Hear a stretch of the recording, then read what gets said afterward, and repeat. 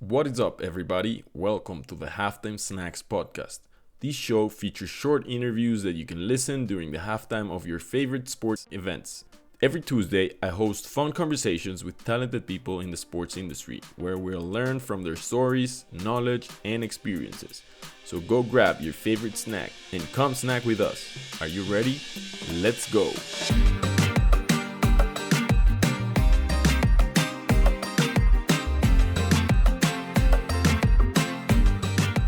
On today's halftime snack, we're hosting a massive guest.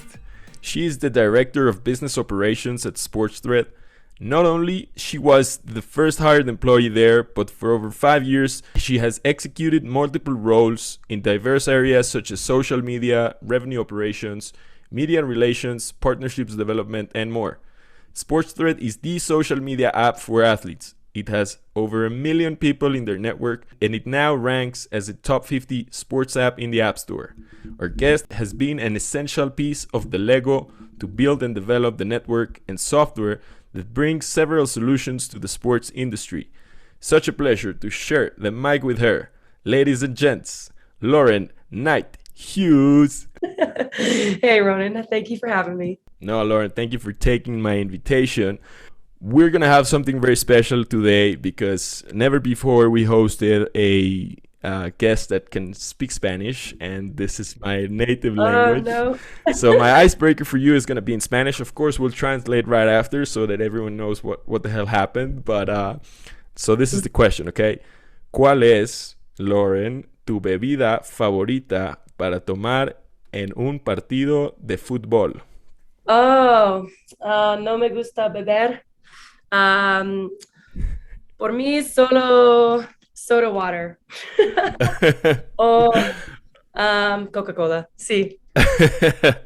Okay, so I asked, what is your favorite beverage to drink at a sports game? And Lauren said that she doesn't drink, but if she drinks, she's gonna drink some water or some Coca-Cola.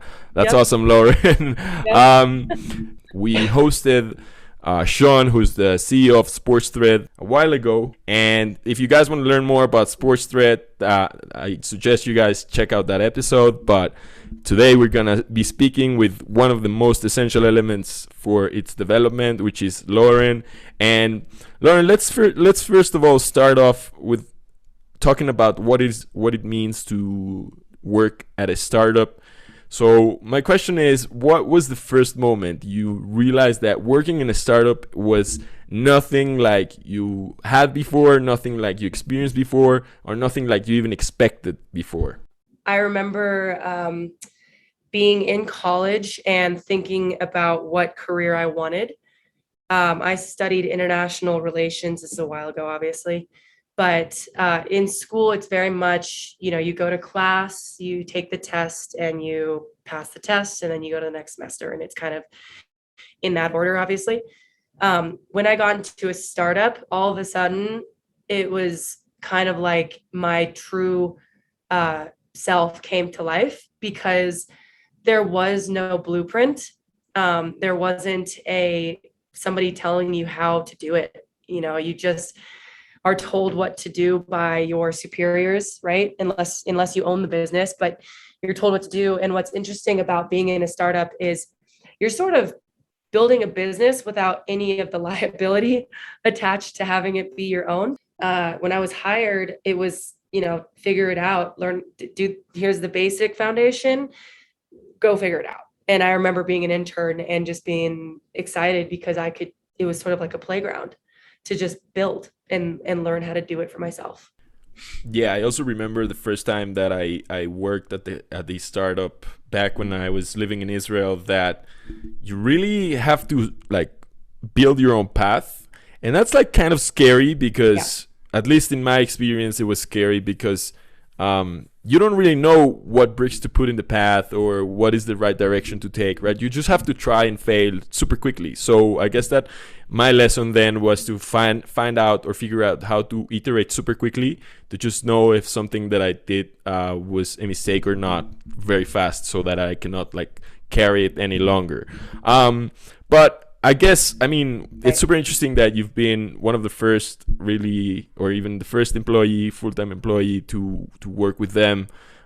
So you've seen it grown. I mean, it has been a long way, but also a big way. It's a big company now, and SportsRid has, as I mentioned in the intro, is managing over 1 million people in their network. So you've seen it really grown. And so I want to know if you can share with us maybe a couple of challenges that you've seen or things that you faced as a team, right? Mhm. To grow the team, and how has Sports Red really, or how have you learned to overcome those challenges? If you can share with us a couple of stories maybe, or things that you consider are really important while growing a team. Yeah, another really good question. When I started out there, it was just myself and the CEO and the director of sales. So it's just us three. And then we hired on probably a year later another person, and then a few more slowly after that. Um, what I think is something that I've seen be really essential in a team is the person kind of leading the force, whether that is the CEO, in which case this would be Sean, or the head of the department, which over time became me in certain departments. And those types of people have to be able to have kind of the vision that's not real yet. And they have to see that you're doing things today and you're placing processes and systems in place today that will be used by maybe 10 people, right, in the next few months instead of just one. So it's been really great. And I think extremely important to have that one person that has that vision of what, what this department's going to grow to in a year. And then second to that, and as important, are the people that'll actually do it. Because sometimes you'll see people that are really good at, they have an amazing idea, and ideas are great and everybody can have great ideas. Um, and they're good ideas and they have a plan for how it gets done. But then those executing the plans aren't always the idea people, but they're the ones doing the system. So I think that has been really important for just like from the beginning, having that vision, because unless you have the vision, it's so hard on the day to day that it would be easy to stop. Um, the other thing that's interesting, I think, is to look at sort of everybody being on the same page as far as what your what your company's doing over the next 3 to 6 months, if not a year, but maybe the next 3 to 6 months, because unless you really are airtight on that kind of stuff, it's easy to just get pulled in so many directions. So when we began, we didn't have departments. We were so small that there weren't departments. So we've really just built them over time. And that came from deciding as a unit, okay, now we're gonna build partnerships. And you have one person do it, and then they teach a second person. And then those two people do it very, very well, and they teach two more people. And those four people teach four more people, right? And then all of a sudden you have a partnership department. But everybody's on the same page with, that's what we're doing right now. And something that my boss often says is it's easier to modify than it is to create, which she's absolutely right. If you can get one process down and one system down, you can take that to another department with everybody having the same goal and just scale much more quickly, because everybody knows what they're doing in those 3 6 months and they're focused and they're getting it done. That's something that I thought was really key, because like you said, in startups, you don't have a blueprint, and often you're so autonomous that you could probably get away with thinking you're doing a lot in the day, but you're not actually producing. So you have to be really focused. Does that make sense? Yeah, absolutely. I mean, so many comments here. I'm gonna try and just put out the best ones that come to mind. Um, I think that to edit is easier to than to start something or to create something. I think it relates really to done is better than perfect. And I guess that when you have a founder that is not a perfectionist or someone that is very very specific on how things need to be done, and he can have this flexibility. And I also mean this for you. I don't mean it only for Sean, but when you're developing new things, me as a content creator, I can tell you that being a perfectionist is really just your only enemy, because else you'll never finish, right? You can spend years or months or even weeks on a specific project and never really launch it. So I guess that's a key area. And the second comment that I want to make, Lauren, and I also want to hear your opinion, is that it's so much easier to really translate corporate culture and the identity of a company when you're small, but it's not as easier or not as simple to do it while you're growing the company, right? Out of a sudden, okay, you get 2 or 3 new employees, right? But what if out of a sudden you get 10 new employees, right? So how do you really keep up with culture? How do you keep up with values? How do you keep up with vision? And I think that it's kind of like related to really having that person that really lives in the future and can bring that future to the present and really talk about it in every conversation. But I want to know if there's any other element that you think is really important to keep that culture aligned as you guys grow. And I mean really growing fast, right? When you're growing slowly or is one by one, maybe it's easier, but when it's fast, then I guess it's different, no? No, it's really a good question, or a good point too. At one point, we had a lot of people, join the company at once, and majority of them were remote. Quite a few of them were internal to our headquarters, but you're absolutely right. There's a culture factor to this. Culture is so important. Like, if you don't maintain a culture within the company that's, the same all around, then you're basically, is the standard thing. They say you're only as good as your greatest or your weakest link. I believe that. Like, so maintaining a culture, I had to learn, and I'm learning how to do that myself. One of the documentaries that really helped me see how people can do that is The Last Dance. Have you seen that with Michael Jordan? Yeah, of course. Yeah, it's amazing. I've seen it like 7 times. It's so good because Michael Jordan, you don't really know all that much about him. Like I didn't grow up with Bulls, on top like that, but watching the documentary, he's just so good as an athlete that he's allowed to tell everybody to get it together when they're not. And then they respect him for that. When he does say that, and that's his ability to tell that to the team, or like if practice sucks or something, is a version of keeping the culture airtight. And I think that like that comes from the top down. I believe personally that if the people at the top of the company don't have a culture of, grind and work hard and show up and do the stuff that really it sucks, but you do it anyways. If they do that, then the tier below them will do it. And then the tier below them will do it. And then the ones that don't do it stand out like a sore thumb, and they're not meant to be in that company. And that's okay. But it's better to weed those people out, A, for the company, I think, but also B, for those people. Like if they don't want to be there, they're unhappy there. So it's just not a good fit. So I think basically back to the Michael Jordan thing, if you want to have a company of just like really strong, united people with a strong culture, I think the people that are leading the departments or the forces or the company need to be extremely good and really strong in order to lead, because no one will take them seriously. And if they are, then people will follow. The right people will follow. That's an awesome way of putting it, Lauren. You've been also you've been the head or director of business operations.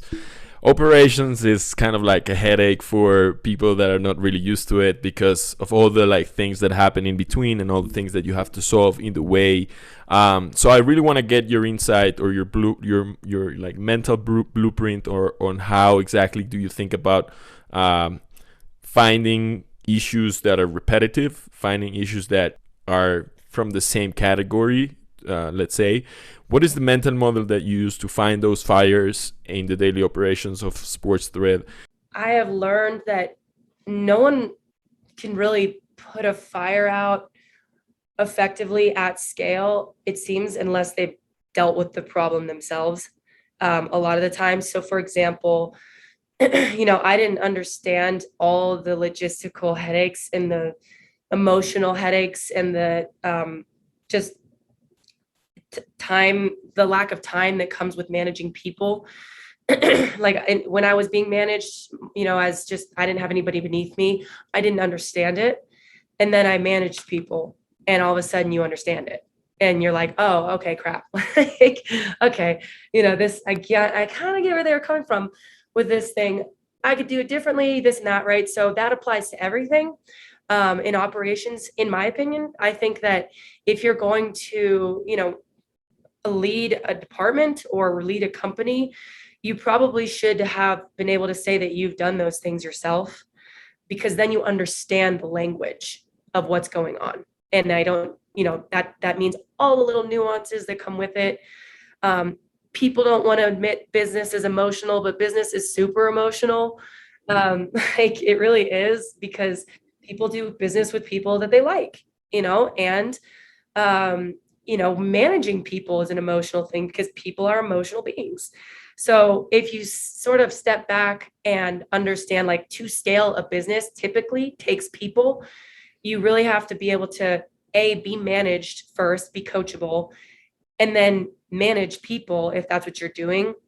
And then the people that you're managing, I think that you should probably have done what you're asking them to do, so that you can then assess what's going on. Like you said, take a step back and say, 3 of 10 people are struggling with this problem, right? Like assess that daily, if not weekly, kind of take a note of each person and then as a whole.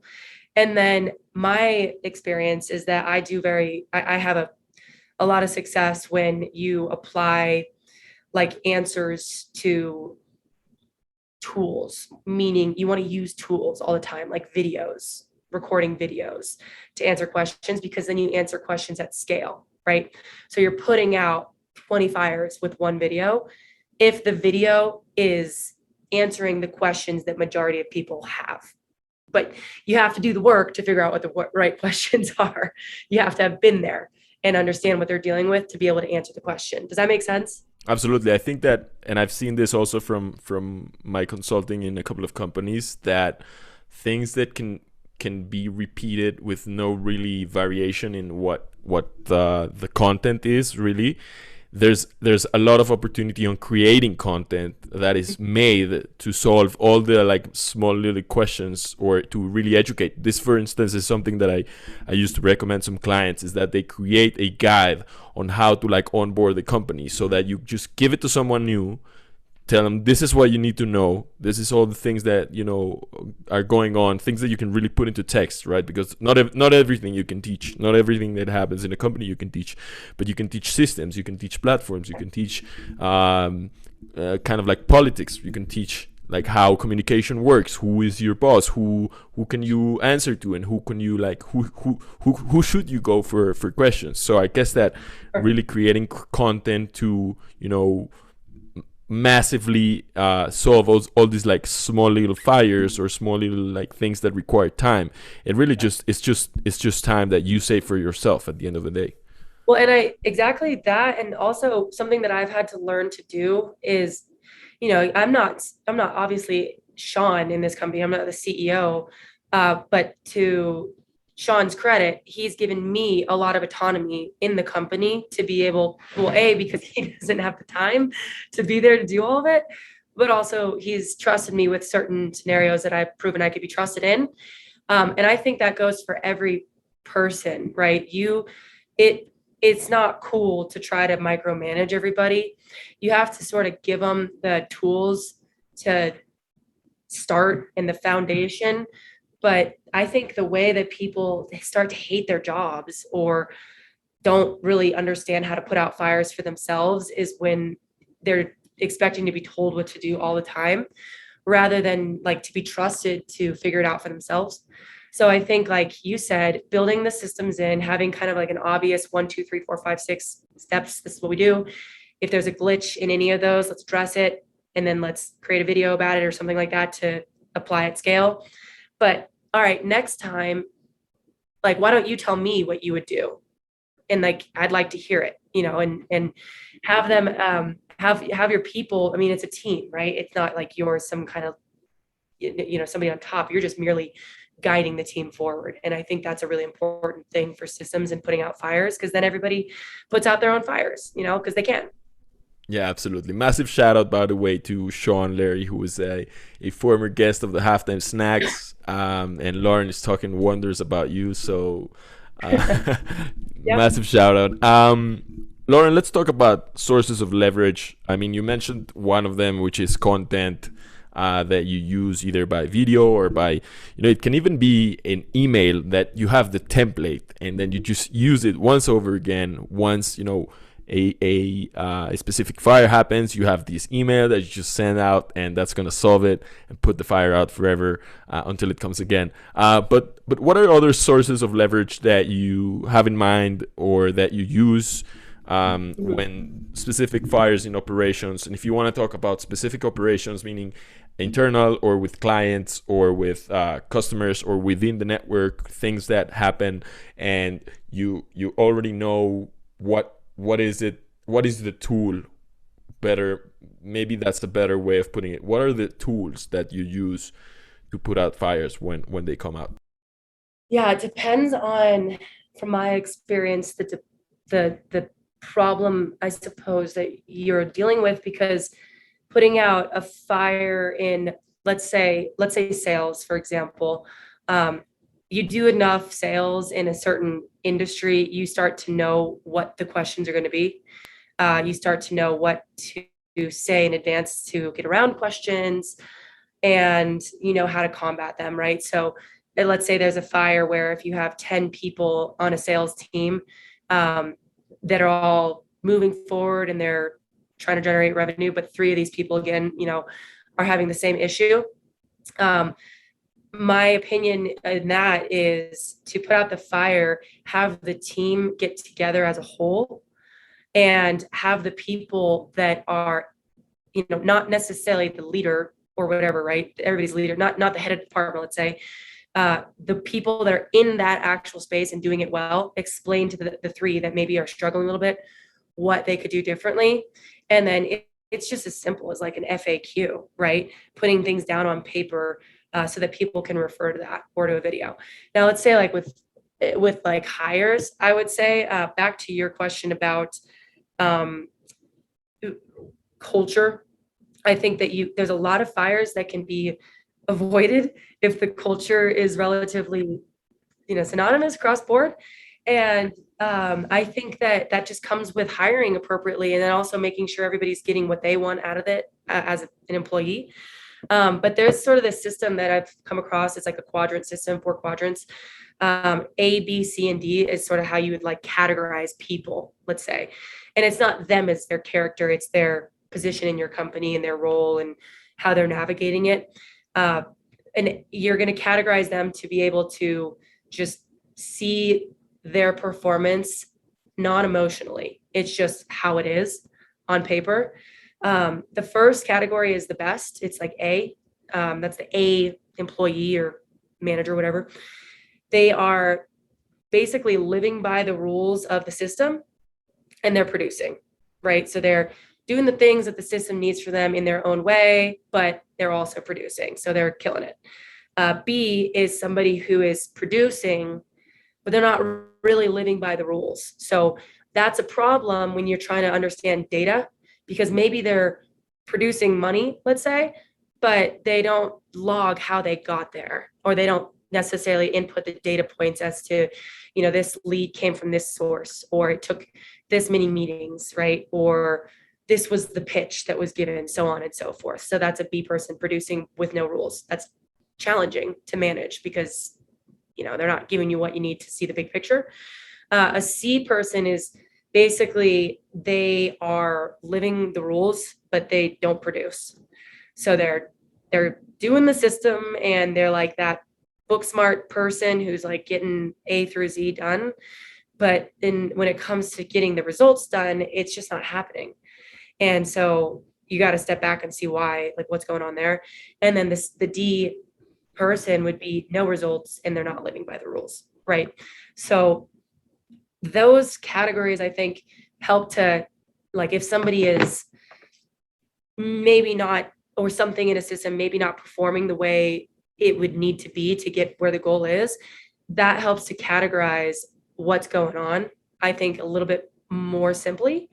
And then you can basically put people and or processes into these categories as list forms, and then kind of narrow down where you need to focus and improve, or like get rid of, essentially. And that could be in processes and limiting those kinds of things. So that's an answer that I think has been, I've used it for different things in the company. I've used it for just different elements, even media relations, sales, partnerships, all around. But it's definitely helped me to simplify and organize. No, and the thing that I like the most about what you're telling us, Lauren, which I think is super valuable, is that instead of thinking how can I put fires off, let's think how can I prevent fires from starting, right? Yeah. And I love how you mentioned like hiring. This is it really just brings me back to a mental model by Charlie Munger, popular investor, that he said it's called inversion, and it means don't think about how can you make money, just think about how to avoid losing money, right? So Right. it's you can do more by avoiding losing than you can do by trying to win. So I guess that this really translates to kind of like this template that you use, or this model that you have, that really helps you make probably better decisions when it comes to dealing with fires, or even preventing fires from starting before they start. Yeah. And I mean, I personally believe that people are really capable of stuff as long as they're given, as long as they feel acknowledged. And everybody's going to say like, oh, it's not about feelings, but it 100% is. Like, if you don't feel like you are acknowledged in the business that you're spending 8, 9, 10 hours a day doing, you're not going to want to be there. And you're not going to do the little things that are required of you to bring yourself forward, but also your team forward. And that's going to make it really hard for the people managing you, because then the system's broken. So I believe that if you give people the autonomy, give them the tools, make the system as clear as you can, allow them to have ownership over the system, because it is their system, they are doing it, and have them understand why they're doing it, then I think you're going to prevent fires, because then those people are tuned into like, oh, this is a fire. Like, how do we solve this? Instead of like, I don't know, this went wrong. I guess we'll just have them figure it out. So that's a good way, like you said, of preventing the fires from happening, because other people are bought into, all right, the goal is to get to here. We have a few roadblocks, but how do we all as a team get past those? You know? So many takeaways, Lauren. This has been amazing. I want to get also your insight, kind of like on the marketing side, because that's also part of what you've been doing for Sports Thread in your time there. So how about you can maybe rank the relevance of the different marketing and growth strategies that you've gone through and that you've used for specifically for Sports Thread, right? Because this might vary between different sports technology startups and platforms. But what has really worked for you guys in terms of like comparing media relations, licensing, social media, traditional advertising, and other forms of marketing that you can think about? Maybe just rank them in how efficient have they been, from the best one to maybe the less efficient one. What would be the rank in your mind? Yeah, another really good question, because they all are marketing tools. And I think the thing to say before I rank it is they're all achieving something a little bit different, even though they are generally marketing. So as far as, let's say, like media relations, media is interesting because, when I spoke with the LA Times or USA Today, like ESPN or smaller ones, like Arizona Republic, or was it Arizona Central, and a few others, your showcasing your brand and your product in a way that is unique and interesting to an audience, not even necessarily an audience that wants to use it, but it's an interesting story that you're giving the reporter or the journalist about what's happening in the grand scheme of the industry that you're involved with, and then how your business or your role has a piece of that, and so I think that's incredibly essential, because even though people might not read the newspapers like they used to, uh, which that could be a bad thing, whatever it is, like there still is value to having your company's name attached to these large entities. And that even if you don't read the article, there's a lot of value to that. Definitely. So I think in terms of grand like scope, reaching the most people, media relations for sure, because whether they use the product or not, it's qualifying your brand and your company to a whole lot of people. And it's just like advertising, touch points matters to just consumers in any way.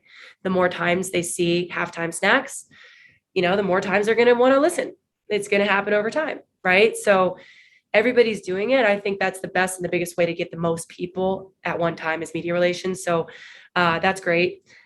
I think that advertisements really only as valuable as the message is to the person seeing it. So I know one of the reasons that our ads are as strong as they are is that we are able to segment out the person receiving them pretty darn well. So if you're going to send it to an athlete, that message is for an athlete, versus a coach, that message is for a coach. So I think advertising is such a bummer because it's so expensive and we all hate doing it, but you have to do it because it's touch points. It's no different than media relations. You have to do it. But I don't think that the usage of the product or, adoption of the brand happens unless the ad is specifically for that person receiving it. Beyond that, I also believe that an advertisement should have value in the ad. Someone who does very well with this is Tom Bilyeu, I believe it is, at Impact Theory. He's an amazing entrepreneur, but he in his ads gives you like 5 minutes of content that actually helps you. And so then you want to actually be a part of what he's talking about and pay the 10 grand because he just gave you stuff. So the advertising part is very helpful in the sense that it's more touch points. It's also very broad like media relations, but if you want it to actually get it to people to convert, which is usually the goal, make it extremely valuable to the person you're reaching and bring value in the ad too, in my opinion.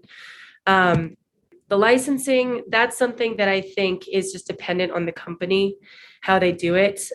We don't license out the Sports Thread brand to, other companies to use or anything. So I can't speak on that, but I've seen it do very well for companies like Fanatics and stuff. That's crazy huge. So that works very well for them, but that's just not really our field. And then it's probably a very broad question because marketing itself and growth itself means a lot of things, right? You get brand awareness, you get brand development, you get sales, and even their growth as a platform and growth as users and growth also as money and monetization. So it's kind of like there's a lot of like points where this might cover, and this is a very broad question, right? But if you could choose the one that really has impacted the most, would it be media relations, would you say? Probably media relations, in my opinion. I'm also biased because I've done it, but I think that it accomplishes a lot in a very short amount of time. Whether that's fundraising or selling advertising.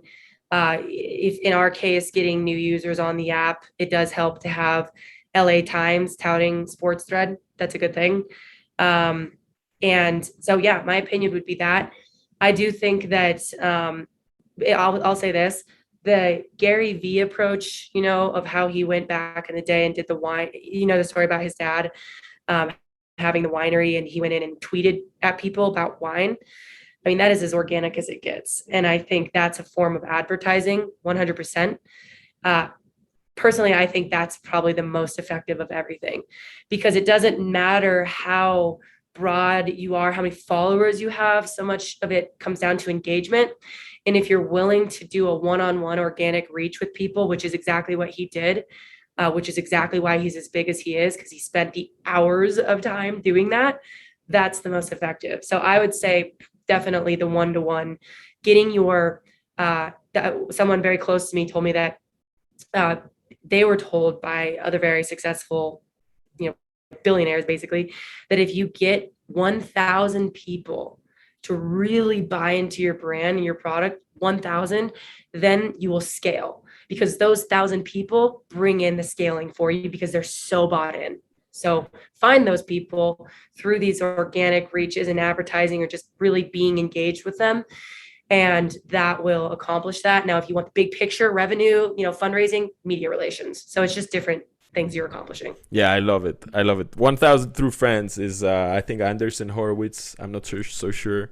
But yeah, I love that. Lauren, this has gone so fast. We've learned so much from you, from your role and from your experience. It has been amazing. Can't live without asking you a more personal question. And that is, suppose you have enough money to make a sizable charitable donation. How would you spend this money in a philanthropic way? What would you choose? That's a good question. Yeah, I think that one day I would like to make my own charity. I'm really passionate about helping people that have been sex trafficked, particularly women and kids. I mean, it's actually one of the largest businesses in the world, unfortunately. And it's just so common through social mediums. I mean, I work at a social networking platform, and we're like amazing about protecting our network. There's a lot of companies out there that it's just so big they can't. So I think that it would be amazing to be create a company that would, like we were talking about, prevent the situation from happening rather than putting out the fires. And I think that there's a lot that can be done by educating women in other countries and in the States. There's proof, there's data on, if you educate women and make them more autonomous in their lifestyle, they have their own businesses, they have their own income, they have their own network and community. That means that they can better care for themselves and they're not reliant, and they also make better choices for themselves. And that helps to diminish sex trafficking of women and then also their children. So I would love to be involved in that space. I will be at some point, but it's a little down the road. But that's probably what I would do. That's amazing, Lauren. Thank you so much for sharing. I'm sure that you'll eventually get there soon. And I want to thank you so much for, again, taking my invitation and joining me. Keep it up. Keep telling us how you put out fires in business and in life. And hopefully we'll get to have another conversation like this on the Halftime Snacks sometime soon. But in the meantime, Lauren, just want to say thank you so much for coming.